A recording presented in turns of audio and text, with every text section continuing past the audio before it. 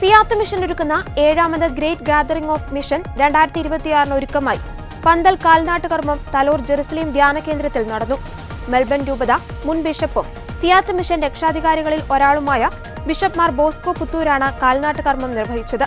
എറണാകുളം, തൃശൂർ, കോട്ടയം ജില്ലകളിലായി Fiat mission വിജയകരമായി സംഘടിപ്പിച്ച 6 GGM മിഷൻ സംഗമങ്ങൾക്ക് ശേഷം നടക്കുന്ന 7ാമത് GGM ആണ് 2026 ഏപ്രിൽ 13 മുതൽ 19 വരെ തലോർ ജെറുസലേം ധ്യാന കേന്ദ്രത്തിൽ നടക്കുന്നത്.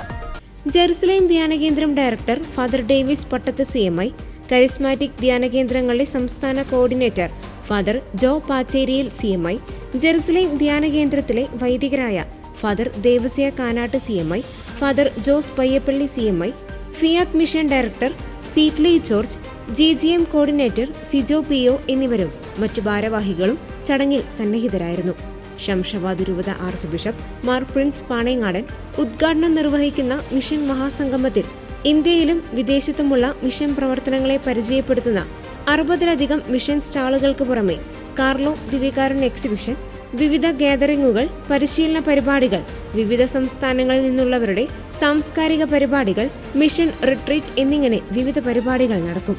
കേരളത്തിൽ നിന്നും മിഷൻ രൂപതകളിൽ നിന്നുമുള്ള 30ഓളം ബിഷപ്പുമാർ പങ്കെടുക്കുന്ന GGMന്റെ സമാപന സമ്മേളനത്തെ അഭിസംബോധന ചെയ്യുന്നത് കർദിനാൾ മാർ ബെസേലിയോസ് ക്ലീമീസ് കാത്തോലിക്ക ബാവയാണ്.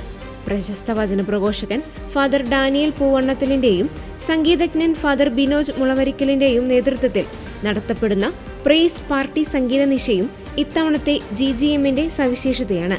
കുട്ടികളടക്കം വൻ ജനാവലി നാടിന്റെ നാനാഭാഗങ്ങളിൽ നിന്നും മിഷൻ എക്സിബിഷൻ സന്ദർശിക്കാനും GGM മിഷണറി സംഗമത്തിൽ പങ്കെടുക്കാനും എത്തിച്ചേരുന്നത് പതിവാണെന്ന് സംഘാടകർ അറിയിച്ചു.